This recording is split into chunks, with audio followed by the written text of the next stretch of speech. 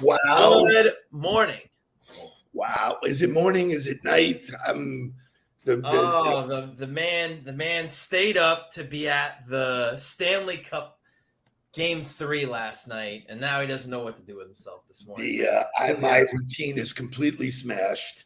I went out west yesterday to speak to one of my clients, to her company. Site Impact. Right. Went to see Jen Gressman and her crowd, which was, Shay, you can show me that picture. There you go. So it was the third speaking gig this week.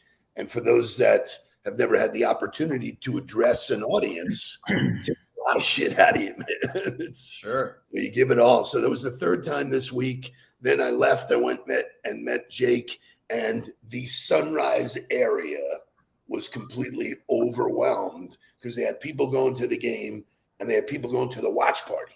Right. Watch party outside. So crazy evening. Walking to the stadium, it's 100 degrees outside. Everybody's melting, and then you walk in the building and freeze to death. So, yeah. But super. It was funny. I was listening to the pregame show last night. Wayne Gretzky was talking about the difference of playing in Vegas versus South Florida, because I guess the humidity actually affects the ice. Yes. And the ice is softer in South Florida than it is in the desert. And so he was saying, like, it's going to have an impact tonight. What impact it'll have, nobody knows, but you have to know that it's going to have an impact. Well, I mean, the game started out amazing. First goal, the crowd was so loud. We had great seats. Marino was banging the drum. How cool was that? And so it was really cool because we walked in, and where that is right above where we were sitting. So, we got a nod from Dan, which was really cool. And then, Lori was there, but really exciting and then really depressing at the same time. I mean, that building with 5 minutes left in the game, you could have, heard a pin drop. It was so quiet. I tried to hang on watching from home, but it was late and I was tired, and I was like, it just doesn't feel like they're going to, pull this one out. So I went to sleep and then woke up to a really great surprise this morning, seeing that you guys got to see an empty net goal and then see an overtime goal to win the game. Like, are you kidding? If you're going to go to the first home game, right, of the series, and you could script it that you would see an empty net goal and then an overtime goal to win it, even though you got to sacrifice the sleep, it's got to be the experience. They don't call them the cardiac cats for nothing. Mm-hmm. I mean, it just was amazing. So fun time. You guys are nuts. So I was with Jake last night. We have Aiden in town. We go play golf this afternoon, and then you guys go to see the Heat tonight. What a time to be in South Florida. I feel like I earned this Friday this week. It's I was obviously missing from the huddle on Tuesday, Wednesday, and Thursday. We were here. We were Jules and I were watching it from the breakfast table.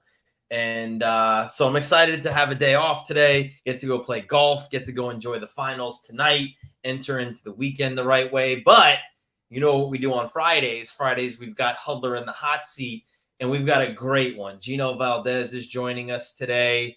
You introduced Geno to me. I became friends with Geno, and we're going to talk about all kinds of great stuff with Geno: entrepreneurship, operations, process, discipline, scaling, growth, all kinds of great stuff from him. So cannot wait to get started. Let's wake up and let's get to Geno in the hot. Oh, what do you got? I must say that he has picked amazing walk-up music. Amazing. So let's go. Let's get this thing woke up, and then let's get to Geno in the hot seat. Wake up, everybody.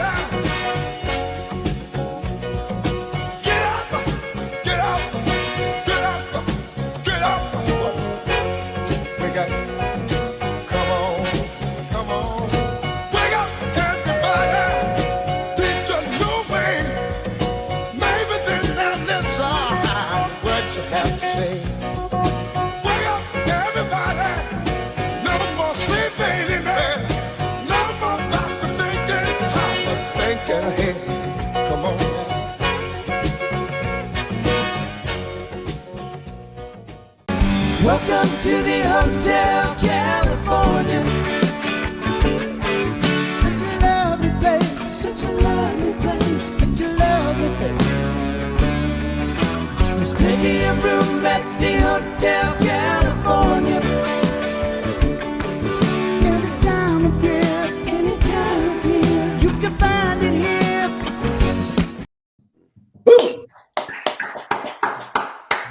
love that. Welcome, Geno I love Valdes, it. to the Nudelberg Daily Huddle, and to not your first time on the huddle, but your first time in the hot seat. So welcome back and welcome to the hot seat. Thank you. I love that song, man. It is that's my favorite band. It's a great song. It motivates me every time I hear it, and it's just fantastic. So it's What good to be with motivates you? guys. What about that song motivates you? That I mean everything. That guitar, the guitar is just drives me nuts, man. It's just amazing. The lyrics are a little awkward when you listen to the lyrics, but the music is fantastic. And so I just actually saw those guys live up here about a month and a half ago. And they're amazing. Tell everybody where. I'm in Asheville, North Carolina. Attaboy. Yeah, Asheville.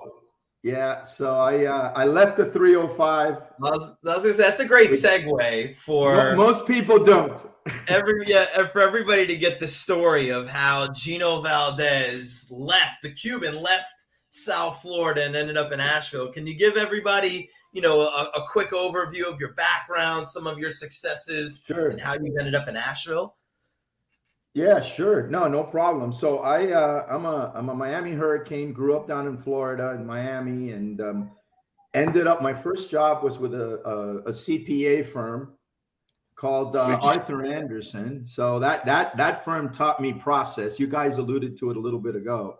That thing was all about process. Every business has a process. So that got me going. And then from there, I started working in the perishable industry in Miami, in the fresh cut flower industry, and stumbled onto logistics, which is really what I've been doing most of my career, is just getting into logistics, trying to understand a business, trying to understand what products they move, how they move it. And it's just exciting because it's pressure, especially when you're dealing with a perishable, right? Things got to move quick. So that got me into it. And then I've been very, very blessed to work for the Dole Food Company, for Cisco, some small privately held companies, which I enjoy. There's a lot more to a privately held company that you can do. There's more flexibility than a standard big company. So I enjoyed that. And been mentoring most of my life, actually, as a leader. And you guys know this, you're always mentoring your team. You're always coaching them. You're always talking to them. And so came across a young man named Jan Bednar back in 2013. And he was a student at FAU, started a company called Shipmonk, and became one of his advisors. And till today, he's like a son to me. He's a great guy, has built an incredible company. A big company. Yeah, it's a big company. They actually now have 12 distribution centers in 5 countries. Wow. So it's a company that started in 2014. It's a 3PL, 3,000 employees. It's just a fantastic story. So it was good to be there from the ground floor and watch him build the business, and helping him navigate. We had 3 other folks, gray hairs, as he called us, to help him do that. And then, in 2020, we decided to move up here. Our son, Eric, and my 4 grandkids live up here. And so when you talk about priorities, right, we figured, hey, let's move up there. He started a business, which he's doing very, very well, back in 2019. So I'm here. I help him as much as I can. We still have a daughter down in Jupiter, and she's due to have a baby in July. So we'll be spending most of July down in Florida.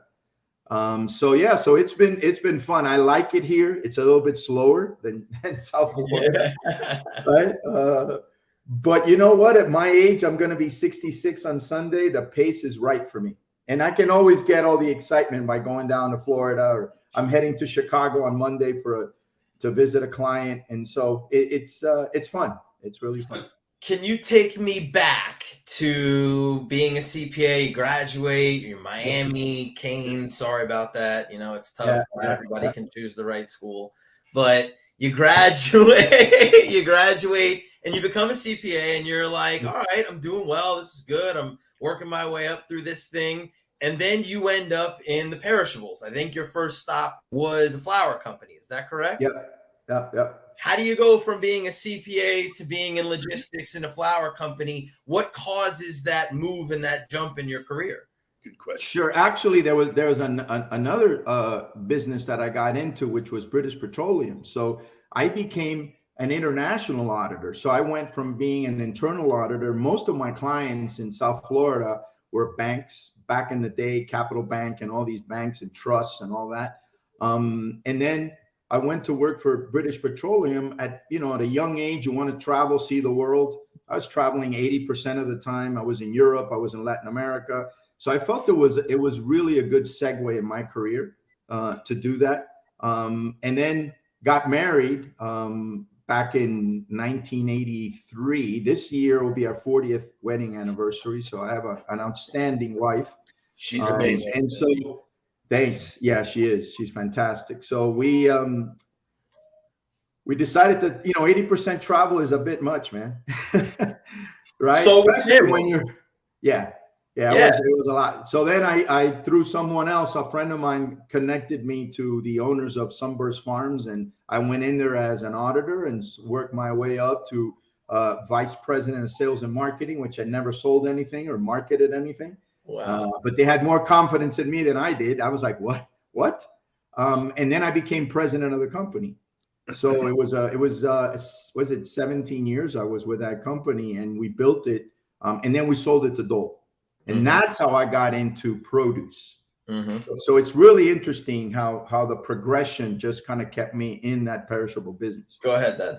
So I find, this, how I think about you, and, love hanging out with you. I want to unpack the power of relationship, because when we met, there was no business to be done. Barry Gottlieb, a dear friend, introduced us and just said, here's another good guy. We met. I think you might have been in the wine business when I met you. But I remember meeting you in Weston and just walking away going, that's a really cool guy. Somewhere in my life, I hope something intersects for something good to happen. And now we work together and we do all kinds of stuff. So I want you to talk about somebody who comes from the accounting world, which is not relationship driven. Right. Key things about you is your power of relationship. Yeah, it's interesting you said, because I remember my first review. You're a kid, first review with partners, and they tell you how you did. The guy goes, hey, you're not an introvert, man. That's one thing. You tell it like it is, right? Most of the accountants I work with are introverts. They really don't want to be in front of the camera. They don't want to be in front of people. So I had no problem getting in front of anybody and talking. But you're right. And you know what I've learned? That lesson that you just talked about, I've applied that most of my career. I love connecting people. And you and I talk about that all the time. It's important to connect people just for the sake of, you say, hey, I know this guy's a good guy. I know this other guy. Connect them, and who the heck knows what's going to happen. And that's what we did with Barry. Barry and I, it's funny because he was my number one competitor. Right. When I was in the flower business, and we hung out all the time. Continental Farms.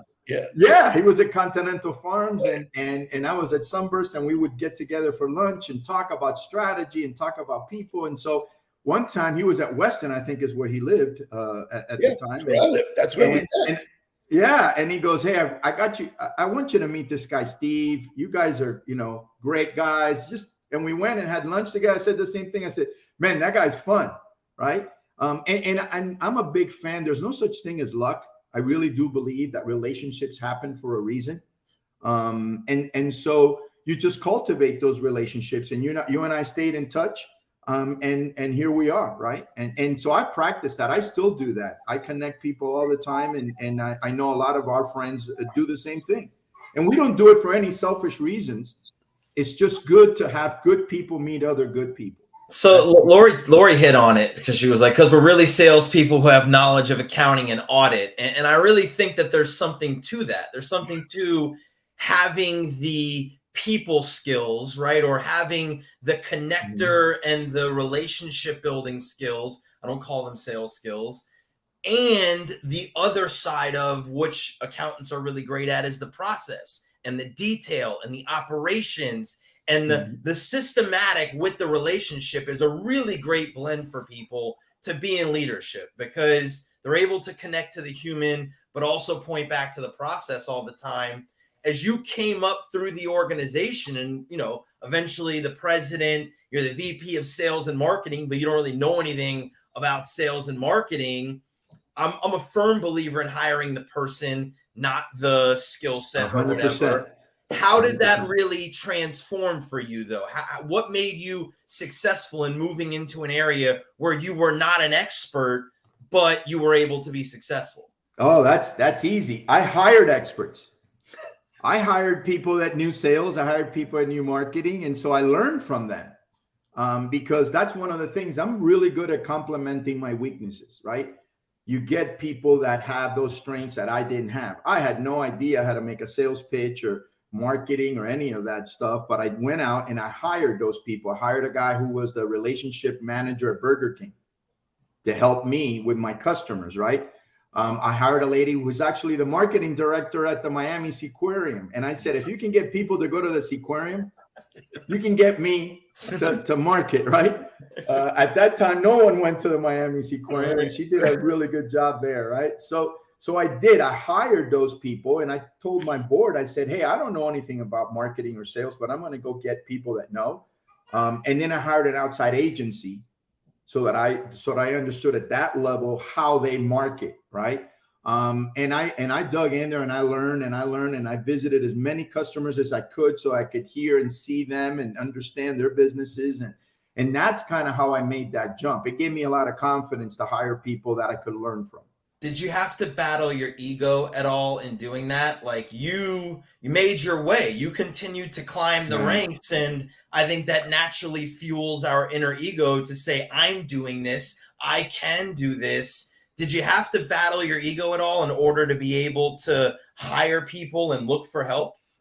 No, I think ego is like a cancer. It could really eat you. And so, no, I mean, I've played sports most of my life. And so I want to win. I like winning. I hate losing. So, I mean, I remember as a kid, my right fielder would drop 3 balls after the game. I'd go out there and hit him fly balls and stay with them because I didn't want to lose because that guy dropped the fly ball, right? If I made an error, I'd have my coach hit me another freaking 100 balls so that I didn't want to make that error, right? So I think that's kind of my DNA is I don't want to lose. So I'll find a way to win, and I'll find someone that can compliment me or teach me or practice harder or do something where I don't make that mistake again, right?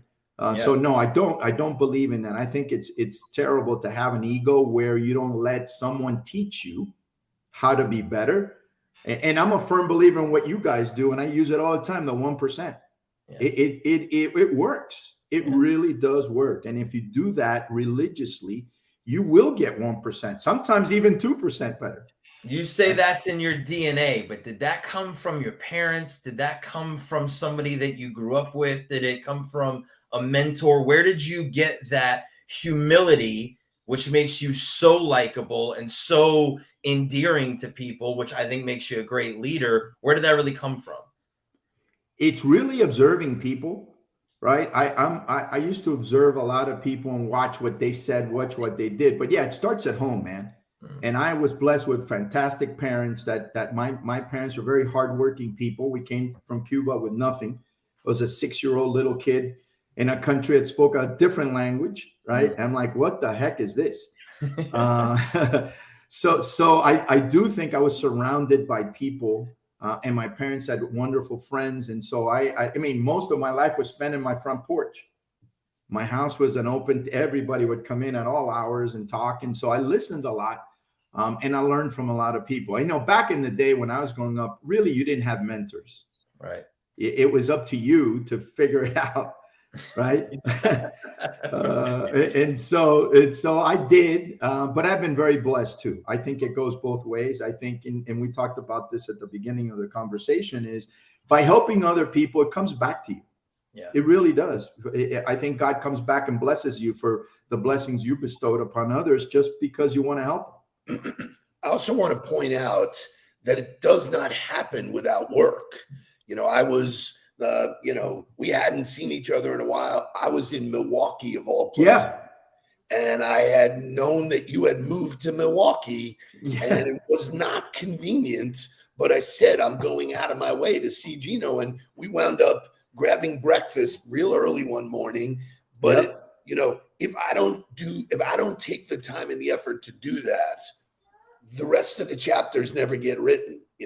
Those are sort of deposits so that all of a sudden you have withdrawals. And you were like, the minute I called, you said, yeah, I'll move my shit around. I'll do whatever I need to do. Yeah. So I want to, if you can, you are a people person. How do you do that with intention? How do you maintain? How do you, develop new? Because that's a big challenge that everybody says is like, how do I keep in touch with everybody? How do I do this? It's actually a principle you guys talk about, calendaring.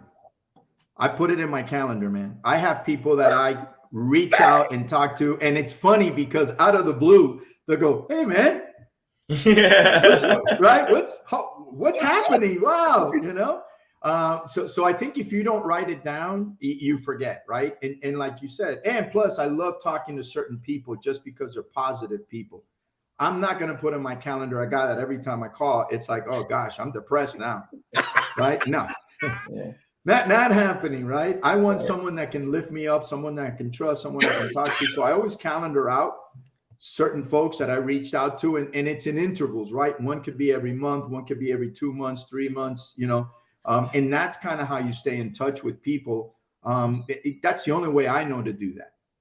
It's funny, like Lori touched on it and said, you said we didn't have mentors, but we had role models. Yeah. Understanding the difference between the two, because you spoke to, I observed a lot of people, right? And that's where I think like a lot of people, when we talk about mentorship, they're like, well, I don't know anybody that's in that role that I want to, that I can get a relationship with. You don't necessarily have to know them. You just got to be able to see them. And there's so many people in today's world that we have visibility to, that you can just watch what they're doing.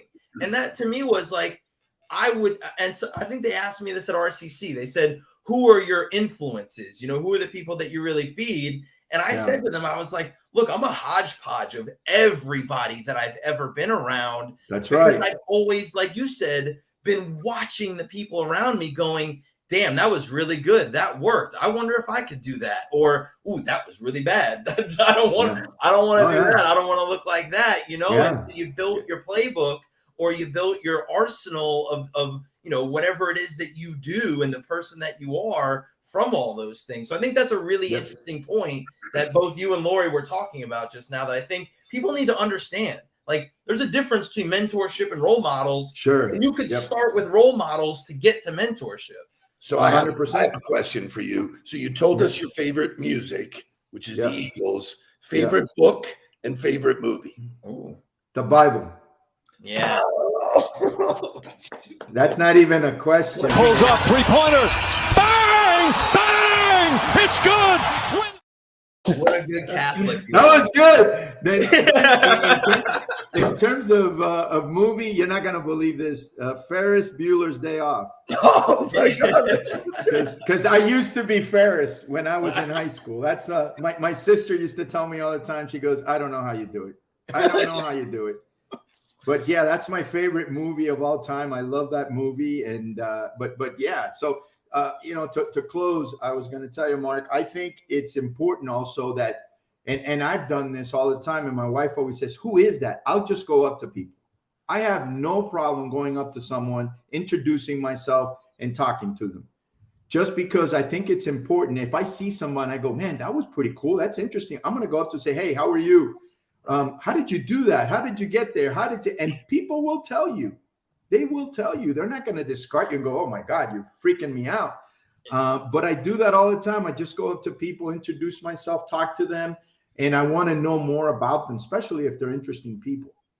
I think you said something that like you don't know anyway, right? So like even if they do say no, then you still don't know. You know what I mean? But if you don't ask, then there's no way for you to know. So like sitting there going, oh, wow, I really wish I knew how that person would do that. If you don't ask, you're sitting in the same spot that you were already in. But if you're willing to ask, that then hopefully grants you the opportunity to learn that. So one question, because your son is an entrepreneur. Your son started his own business. Yes. Right? You became an entrepreneur later in your career. You were a great asset to an entrepreneur because of your experience and everything that your career armed you with. Right. Do you think entrepreneurship is genetic or developed? Wow. No. I think there's some attributes that are genetic. I mean, it is because you can see that in people at a young age. You can see that confidence, right? Risk taking, right? I've got people around me that will tell you, hey man, if I lose whatever, I'll just start up again.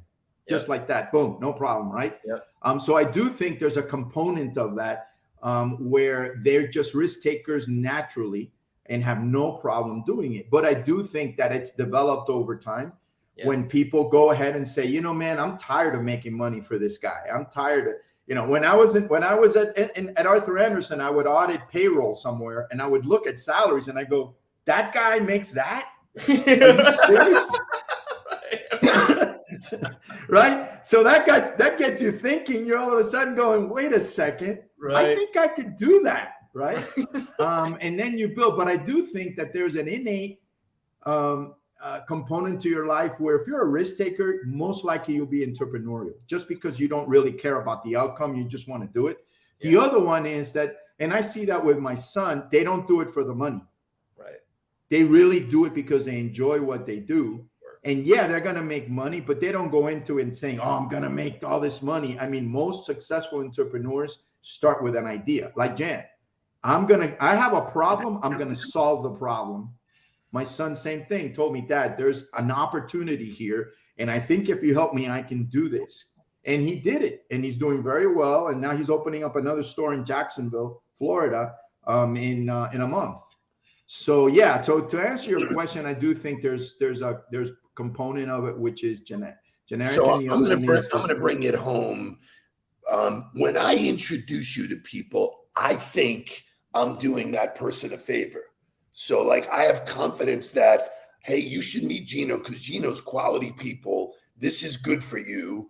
And that's how you build a reputation as someone like, wow, thank you for that, man. Like nothing in it for me necessarily, but hey, you guys should meet. And so you've done that to us. You and Mark are working on a banger. It's just an incredible. We never sniffed that opportunity. If it isn't for you, you're working on some stuff for our clients. Mm-hmm. It's great. We have chosen to share our best practices. Correct. And it affects different people. So I just wanted to make that, evident. And Lori said, it's about developing an entrepreneurial mindset. Just a reminder, we will be doing that next month. It is something you can learn. It is something, to your point, you were around it. And what you didn't know, you learned. And you still learn every day. Every day. And I think that's the key. I've talked to so many kids out of school and they go, hey, I already graduated from college. Like I'm done. And I go, you just started. You just started. If you really think you're going to get somewhere with just saying, hey, I went to college and I have a degree. No, you got to keep studying. You got to keep learning. You got to keep questioning. You got to be inquisitive. Most people that are successful are inquisitive. They want to know more. This conversation just stirred a thought. And I think you got to figure out where you like to learn, right? Yes. Like the reason I went into football is because I realized that I just love to spend all my time there. And I love learning everything about it. I love learning the way the organization was run, how we ran plays, how we came up with I love to learn there. That was really the first place that I ever loved to learn. Like I was like you, Geno, and I wrote about it today in my post. Like if I could go to the beach, I was going to the beach. Like I knew what I had to do to get A's. I knew what I had to do my homework. And I was going to do what I needed to do in order to get it done. But that was not where I was passionate. I was passionate in everything else. And then it was the same thing in college. I was not passionate about my schooling. I was passionate about football. I was passionate about my social life. You got to really figure out where you love to learn. Correct. If you can live your life in that space, I think it's a great place to be. Yeah, no, I agree. And I think at the end of the day, I always tell people going through college and getting through college shows me that there's discipline. For 4 years, you were disciplined enough to do it. That's it. Do what you needed to do. You're not the smartest guy in the room because, when you go to work, my mom used to tell me, hey, when you get out in the workplace, you don't take your diploma with you and run around and go, right? That's not how it works. That's so actually now, yes, you have achieved that. That would be a really. But it's just the beginning. Oh yeah. My mom used to tell me, she goes, "What are you going to run around? Oh, here's my GPA, right? Here's my GPA to go along with it." They don't care. I will tell you this, this is the longest we've ever gone in overtime. I think Jamie just said it's double overtime. And everybody stayed with us. Well done. Yeah, you held the entire audience. You are a tremendous human being. I'm Thank so you, sir. You too. We're friends and we're doing stuff together that are helping other people. So exactly. Thank you. And look forward to seeing you soon.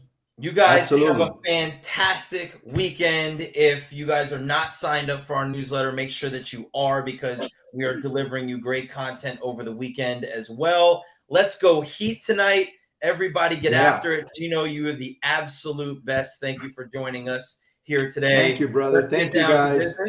We'll see you Monday. Please don't worry about me. I'm about to let my heart speak. My friends keep telling me to leave this. So let's get down to business.